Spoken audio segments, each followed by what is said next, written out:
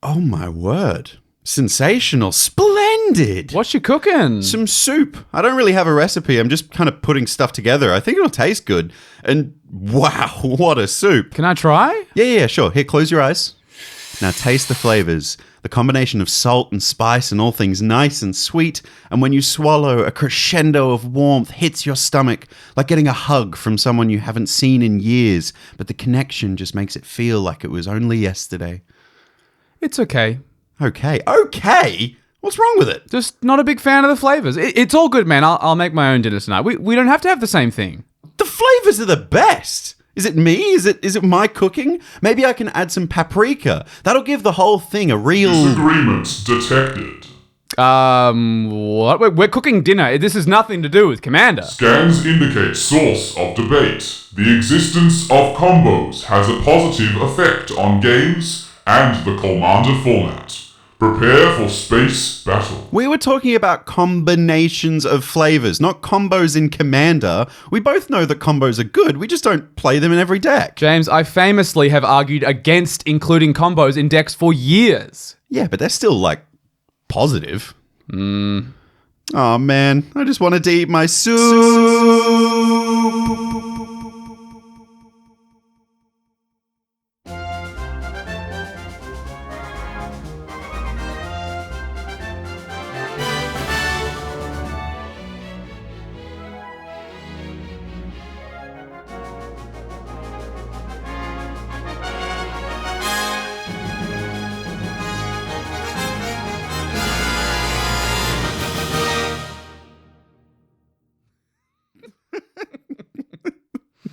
Oh man. Abducted again. And we're back in the arena.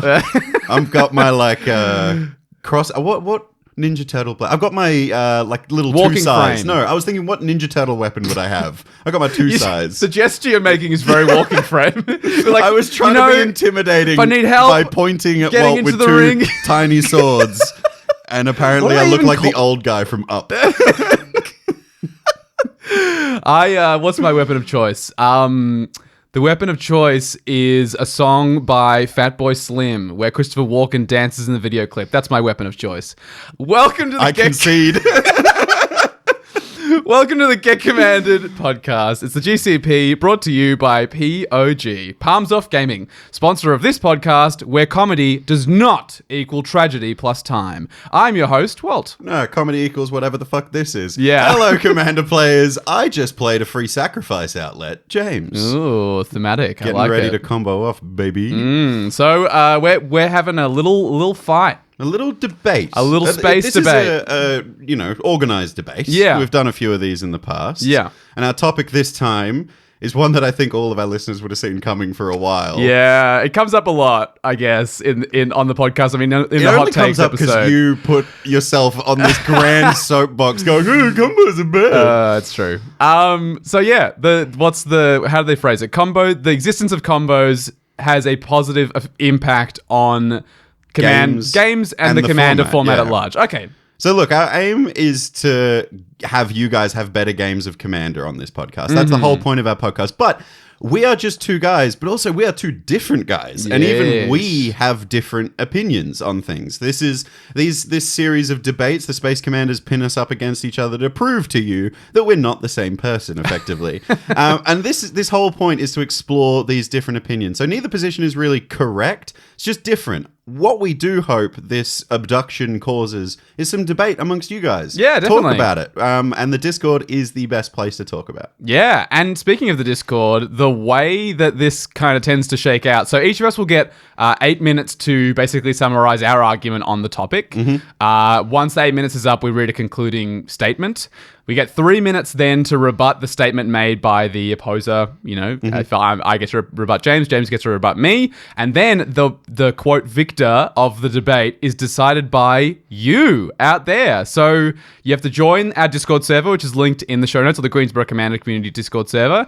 And there'll be a post in the Get Commanded podcast channel with little reacts, emojis you can click on, and depending on which emoji you click on and how many votes get cast in each person's favor, a victor will be decided. Yep, and it's been Walt the past 2 times, so I would like some support, please. I think I have a tougher time this time than I have in the past. Because if it wasn't clear, I will be taking counsel for the for argument of this. Yes, the combination soup that you're so proud of has got your new soapbox. You're just a basic bitch. Devo. All right, are you ready to hop straight into it? Yeah, I'm ready to go. Let's do it. Okay, so I am going to, like all good combos in Casual Commander, take a 3-card combo approach to this. So hopefully by the time I assemble all of these 3 cards, it will just instantly win me the battle. That's my hope anyway. Look, my first prong or first card of this combo is addressing the fact that it is good for the format as a whole. So combos being good for the format as a whole. Now, combos are a very divisive topic. That's the whole point we're debating them. But they actually, the pure existence of combos do some really interesting things for the format as a whole. And the first one is that it creates a key indicator on the power scale. The power scale is the hardest thing in Commander to unpack. It's something that Walt and I have created a template on, something we've worked really hard on to make it easier for those conversations to happen. Something we don't include on our template is does your deck have combos? Because it's kind of embedded within that first question, how does your deck win? Is it a combo? Is it this? Is it that? Now, combos are an amazing signpost that give an indicator to what kind of game you're about to have. So without them, the conversation would simply be harder to have. If you don't have these signpost markers of once you hit this point, you're at a different level of power. That's why the number scale is bad, but this is a kind of virtually the same kind of thing of saying this is an 8. It's higher than a 7. This is where my combo exists. And look, honestly, the fact that the combos exist, and if you're talking about a 3-card prong solution, the existence of combos is amazing because you can have a deck with that combo in it. For example, my Scorpion God deck that I talk about all the time. I've got the Nest of Scarabs, Yawgmoth, and an Aristocrat combo. But I have a great solution if I've got that deck and that deck alone, and there is a Rule 0 conversation happening, and people are don't really want to have combos. I can just flip one of those combo pieces upside down and call it a basic land for that game. So even when they do exist in your deck, you can immediately, on the fly, shift its power level down to match the pod. No other deck can do that. You could take a Ristic Study out of your deck, but that, it's one card. This is a combo. This is part of a win condition. If you can take that combo out, it really adjusts the power level of the deck, which is a pretty amazing thing considering this power scale thing is so hard to determine. Secondly, combos are great for the format because CEDH wouldn't exist without them. To clarify, it probably still would exist, but it would be very, very different and would be a lot closer to regular Casual Commander, and I think that's bad for the sub-format of CEDH. The plays you make in CEDH are incredibly unique because of the threat of losing so quickly. Each play matters. Each play. I'll talk about that a little bit more in a second. Look, the other thing that I think combos do, which are really great for the format, is actually encourages brewing. Every time a new set's spoiled, people are trying to brew it to make a combo happen, and I think that's fantastic. And I immediately know what my opponent will say, that combos are boring and a way of building, and it may shock you all, but I actually agree with Walt on that. They are a bit boring. But the existence of combos encourages people to brew at other points along the power scale using those cards to not go combo. So finding a way to use that card that doesn't immediately win the game or immediately, playing stuff like a Staff of Domination without actually having a combo in the deck with Staff of Domination and just making Staff of Domination kind of better. And that kind of brings me to my third and final point.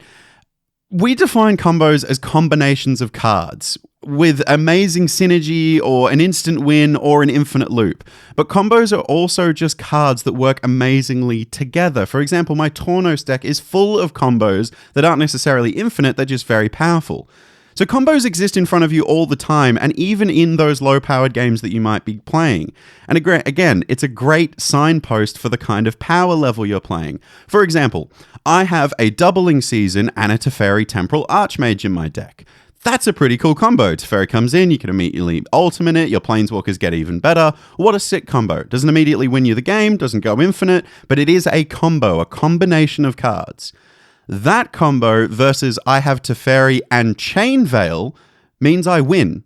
2 combos, 2 very different power levels. The conversation that you can have between each other in your Rule Zero discussion just helps that power level balance so much easier just by the existence of combos existing. Now, moving on. Good for games. Why are combos good for games? As I mentioned before, it's great because a better balanced game equals better games. Simple as. The better your Rule Zero is, the better power level is going to be discussed, the better game you're going to have. That's simple. However, I have some other points. Firstly, the game ends. We've been complaining about this for far too long, and combos are a bit of a solution to instantly ending the game, winning it, and closing it out and moving on to the next one. They can get you out of like unwinnable situations like locks or Mexican standoffs. For example, Walt and I were in a game like just the other week that was just dragging, and we all wanted to go to bed. We were all desperate for it. And to be honest, I was just really hoping someone would cast Niv Mizzet and Curiosity and get me the hell out of that game. And I would be happy with that because they assembled the combo through that grindy slugfest of a fight. Some of the best moments I recall from Commander games is when someone stops a combo or the person that gets stopped find a way to make it happen anyway. It's amazing. And just to elaborate, that game that I was talking about a second ago, that long slugfest, that was won with a combo. It wasn't an infinite combo, but it allowed our opponent to take out the final player in one fell swoop. Someone cast an incredibly big Torment of Hailfire. Walt and I were already eliminated. We were dead by this point. Big Torment of Hailfire. Opponent number 3 had to sacrifice a bunch of permanents and discard a bunch of cards down, and he had 1 card left in hand. It was the new Atali with Infect on the back, and he managed to go through Torment of Hellfire with just enough life and just enough mana so he could play Atali, flip Atali, and then the other card that was part of this combo was Xenagos the Reveler. Not the Reveler, the other one. The one that gives +X and haste where X is its power. So he gave haste to Atali, swung at his opponent for like 22 lethal Infect, and killed him. That's an awesome game. It's an awesome memory that I have, and that's all down to the fact that it was a combo. Now, before I give my concluding statement, I've talked about how combos are good for the format. I've talked about how they're good for our games. They make those memorable moments, but they are also good for you, the player. Having combos in our format creates a deeper understanding of rules interactions and replacement effects or loops or non-deterministic versus deterministic loops. If you're playing a combo, you have to understand the intricacies of how they work. Otherwise, you just can't play it. And when you play games without combos, the benefit of learning them actually gives you a deeper understanding of how different interactions work in those lower powered games. Because you can go, oh, this effect is similar to what happens in a combo in my other deck. Let me explain how it works. The other thing it does, it improves your sequencing, improves your sandbagging skills, and even improves your threat assessment. If you're playing at pods with combos, you need to be on the lookout for cards that could win the game in combination with another card. So you are constantly on the lookout, constantly threat assessing. You're also trying to deploy your own combo, so you're improving your sequencing, deploying little threats first, deploying maybe a bluff, or then sandbagging the combo card for the final moment and hoping someone doesn't wheel it out of your hand. Concluding statement. Sure. Combos are not just good for the format and for games. They are also amazing for player development. Combos are a fantastic way to improve our format, from discussing power level to making players better at games they play in and making those games fun to play and bring them to a close before everyone goes crazy and pulls out their hair. Okay, combos. They suck. Here's why. I'm not going to be talking about CDH. I'm not interested in talking about CDH. Obviously, CDH was always going to be playing the most powerful cards and effects, but at least 90% of the player base are playing casually. So I'm going to be talking about the games that most of us are playing and most of us are seeing online. I have 4 main points. Firstly, combos invalidate everything that happened in the game prior to the combo being cast. Commander is about managing a bunch of different resources to navigate yourself to a winning position. You have to be conscious of the number of cards in your library, what's in your graveyard, your life total, how much commander damage you've taken, and loads of other factors on the board and in your hand. When someone wins with a combo, typically all of these things become completely irrelevant. You can lose from 1 life or 100 life to a Gravecrawler loop. You can have your whole library milled by Bruvac and Maddening Cacophony with 10 cards in library or with 90 cards in your library. Combos blank all of the interplay that makes Commander games so great. Look at Command Zone and Game Nights. How many infinite combos have you seen in their games? I understand the Command Zone have their critics, but you cannot deny that the frequency with which they produce highly contested and fun games of Commander on camera, where people win from being way behind, is extraordinary. I don't think this would be the case if combos were in the equation in those Game Nights games. Secondly, combos are boring to play against. This one may be a bit contentious, but I find combos extremely boring to lose to. As I said, it makes everything that I have done in the game prior to that combo being cast seem meaningless. But also, most combos are utilizing the same 20 cards. Want to infinitely sacrifice something? You're going to be using Gravecrawler, Machias, or Phyrexian Altar. Want to gain infinite life? Use Aetherflux Reservoir. Infinite ETBs, Felidar Guardian or Dualcaster Mage. Using +1 counters, Walking Ballista. Untapping, Intruder Alarm. Infinite Mana, Hullbreaker Horror or Ghostly Flicker. Infinite cast triggers, Sensei's Divining Top. Infinite creatures, Kiki Jiki. Infinite combos, Aggravated Assault. You get the picture. Even niche combos that you find, as someone says, I found this cool new combo, it's completely different to anything you've seen before, you look at it and most of the time it's the same 20 cards.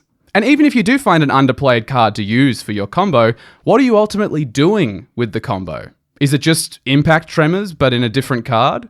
Is it Blood Artist, but in white? There are only so many ways to end a game with a combo, and mostly people are going to circle back to the same ways that they have seen before. If you're chasing a new and interesting way to end the game, combos are not the way to get there. Thirdly, combos are boring to play yourself. Yes, you, the player, playing the combo, you will get bored. How do I know this? I've built combos into my decks myself. My Kaza Wizards deck used to always win with a Dualcaster loop with Ghostly Flicker, where I would infinitely flicker Dualcaster Mage and Ghostly Flicker to either get infinite mana or infinite copies of a spell or some combination thereof. I might draw different cards out of my library each game and sequence in different orders each time, but ultimately the game was always ending with these same 2 cards. So I cut Ghostly Flicker from my Kaza deck and I included more synergy pieces and more fun big spells.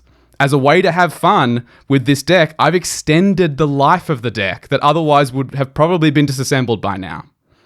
Combos get tiring for yourself as the pilot, but they also almost definitely get tiring for your opponents as well. Decks without combos tend to rely on synergies between cards to win.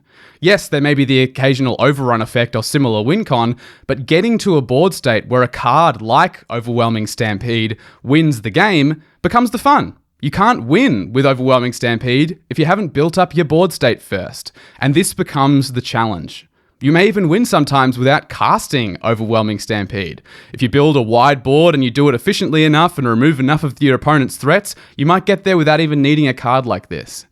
Finding a win in this way is more creative, and in my opinion, a greater challenge, and subsequently it produces a much greater satisfaction when you win in this way. Lastly, combos make power level discussions even more difficult than they already are. We already have a tough time quantifying power levels, even when me and James use our Rule 0 template, asking how a deck wins, how it's consistent, and how it stops its opponents. When we were at CanCon, the games convention here in Canberra, Australia, I lost 14 of the 15 games I played, and I build pretty good decks. Of the 12 casual games that I played, 4 of those games ended with infinite combos. Even with preparation and even enforcing a really great Rule 0 discussion with our template, the combo decks still had the potential to win out of nowhere, and they still took both me and James by surprise. Look, I can illustrate this more clearly, I think, if I talk about a deck in particular. So let's imagine a theoretical deck. Let's say a casual typal deck. Hydras. Let's say a casual Hydra deck. I think off the top of my head, the top Hydra commander on EDH Rec is Zaxara the Exemplary. Okay, let's say Zaxara the Exemplary. So we're building a Zaxara Hydra deck because when we cast an X cost spell with Zaxara, it makes a big Hydra where with power and toughness equal to the X cost. So if I cast something for X blue and X is 4, I get a 4/4 Hydra. Makes sense. Oh, but also Zaxara the Exemplary taps for 2 mana. So we could include, let's say, Freed from the Real, the aura that untaps Zaxara by paying a blue. So now we can tap Zaxara for 2 mana, use 1 of that mana to untap Zaxara, tap it again, untap it, you get the picture. You get infinite mana. Oh, wait, that's funny. James owned this deck. It was extremely difficult to know what I should pull out against it. Should I pull out my high-powered Azor the Lawbringer deck with great counter magic and removal so I can respond to Freed from the Real when James tries to make infinite mana? In this world, James gets hosed if he doesn't cast his combo because the rest of my deck is stronger on average than his. Or do I pull out a more low-powered deck? Now I match James's deck most of the time, but if he goes infinite on mana, I'm very unlikely to be able to stop it with the level of removal that I have access to. Look, decks that include infinite combos have a large range of possible power levels. Sometimes a deck might plod along and ramp a bit and then cast a couple of big creatures, but also, if you're talking about the power level ceiling of this deck, sometimes the deck can win on turn 5. How do you describe this deck to your opponents so they can adequately prepare? It puts players in a very difficult position. Look, to conclude, the Commander format does not need combos. Combos tend to be the most linear, repetitive, and, in my opinion, boring ways to end a game, both for yourself as a player and for the people you play with. When a game can at any time be suddenly brought to an end, the stakes around life totals, whether to attack or block, how much commander damage you've taken, how many cards are in your library, these things become completely irrelevant, and the final turn of the game can leave a lot of players feeling shortchanged. Balancing power for the people we play with is getting harder and harder, and playing without combos is one way we can all ensure that we know what we're getting in for when we start a game. Okay, rebuttal time. Well done. Thank you. You've outlined a very, very good argument here. But you didn't talk about CDH, and No. I find that insulting. That is an entire aspect of our format that you completely neglected. I know a lot of the time when we talk about CDH, we go, yep, okay, CDH is the exception here, obviously the exception to the rule, but this is a space battle, man. Nothing's off limits here, and we need to take into account that CDH is a part of our format and a big part of our format. And the fact that you neglected it just shows that this argument only works in the vacuum of those lower powered casual games. Because you wouldn't go up to the CDH community and say all this. I guarantee it not. So that out of the way, I do want to firstly talk about your point of invalidating everything that happened prior to the game because the game ended in a combo. That's straight up not true. Firstly, the combo player had to make a lot of actions and decisions to make sure that combo could happen. They had to sandbag, they had to deploy their threats correctly, they had to deploy at a time where they could leave up mana to protect the combo. If they deployed it too early and got interacted with, that could be their whole game plan immediately turned off. That's like someone playing a untapper deck and deploying their untapper and having it blow up, and you go, oh, well, now I'm really screwed. It's like my deck's only half as good. That combo is a crucial part of their deck, and they've spent mana, time, and decision-making to make sure it happens.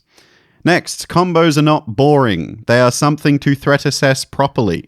Playing against combos is tricky. And if you are aware that a combo is on the table, like when you're having that rule 0 conversation, if someone says, this is my combo, and these are the 3 or 4 permanents that it involves, you go, okay, I need to be really aware of those permanents when they come down. Let's say one of those permanents is the commander. That player that's playing the combo is then super aware that their commander is going to be a lightning rod for removal, and every other player is going to be watching out for it. And look, becoming bored of combos is a part of a deck's life cycle. People get bored of decks with Craterhoof in it because it wins the same way. That's just part of the deck's life cycle. But you don't get bored of the combo specifically. You get bored of the win con being the same every time. You can change it up. You can edit a deck. You said it yourself. You edited your Kaza deck to not win with a combo. You edited it to win with more big spells and more synergy pieces. That's totally fine. It's part of the deck's life cycle. I'll also point out some statistics you brought in because you're the statistics boy on this podcast, and I thought I'd jump in. You mentioned 4 out of the 14 losses were losses from infinite combos, but 10 of those were without. So the data is a bit skewed here. I think you're more scared of them than you should be. But also, I bet that those players enjoyed playing those combos. Cutting them out is just it's saying to those players, you don't get to enjoy part of the format that you love. And by the way, my Zaxara deck, I took the combo out because it was boring when it went off. So kind of saying, yeah, you're right. But also, I still love that deck.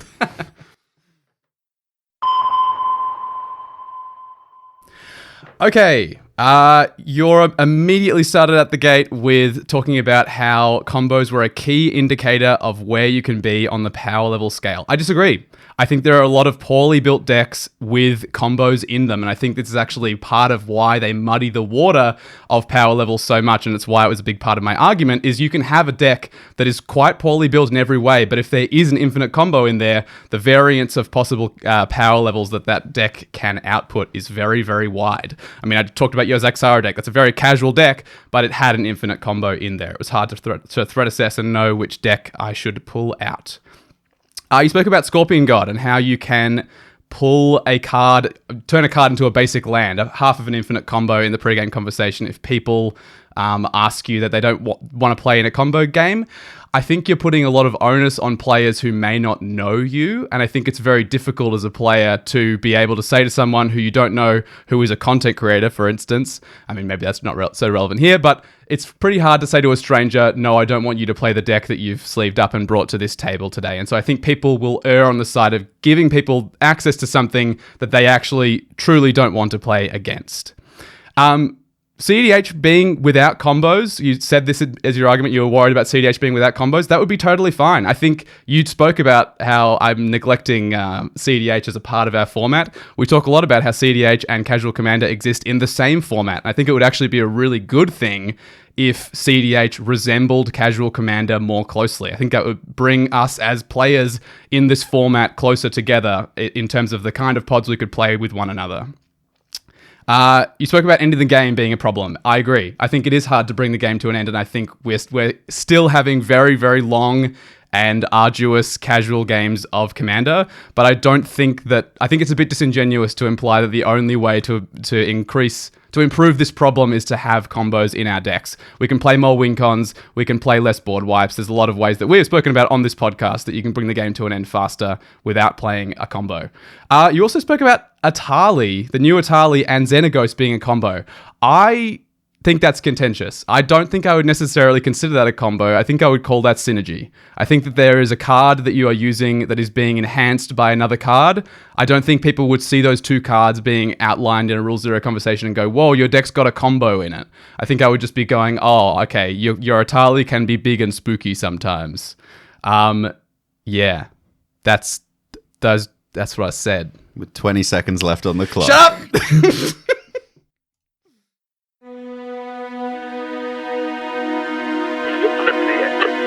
Broadcast received. Listeners, which position do you stand for? Vote via Discord.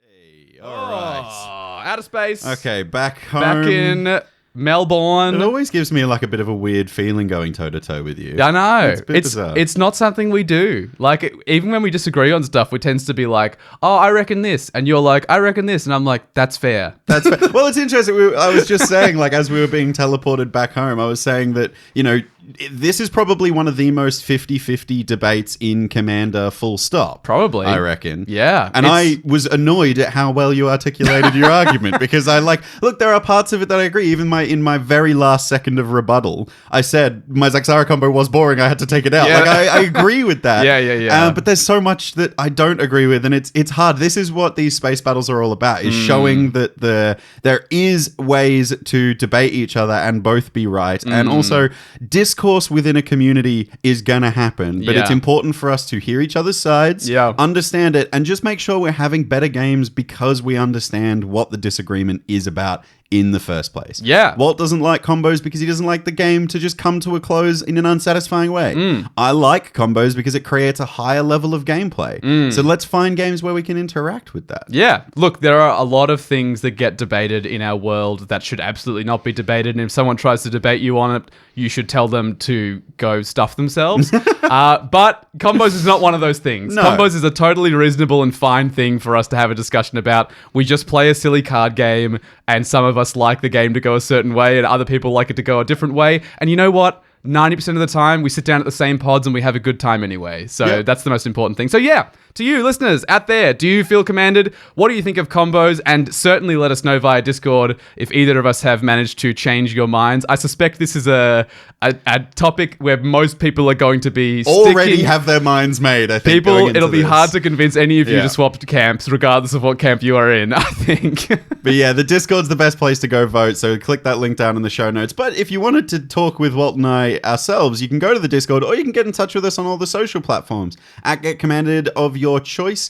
Or the best way to talk to us really is live in our Twitch channel at twitch.tv/getcommanded, where we stream every single Monday night, 7 p.m. Australian Eastern Standard Time. Nice. Australia's a big place. There's an East and a West. But then you can catch it on YouTube a little bit later if you can't join us live, and put your comments in the comments section and tell Walt that he said he didn't like playing infinite combos, but he accidentally deployed one in a game anyway. It can happen. It has happened. To be fair, in my Karza Wizards deck, it is still technically possible. It is still technically possible. It's so weird. We're out of the debate now, so that no one can use admit, those. Yeah, this is not ammunition. Don't use this against me. It's so strange. I think it's to do with whatchamacallit, the Mirari conjecture. Where it copies every instant or sorcery. Specifically the third chapter, where until end of turn you copy every instant or sorcery you cast. There's some weird thing that I did one day where I cast a dual caster mage. I had like a copy spell or something. Oh, you infinitely copied a copy. I infinitely copied the dual caster mages. So I found a similar infinite combo in my Savine deck with Twinning Staff. If you're copying something twice, you instantly go infinite. Copying stuff, it's very easy for this to happen.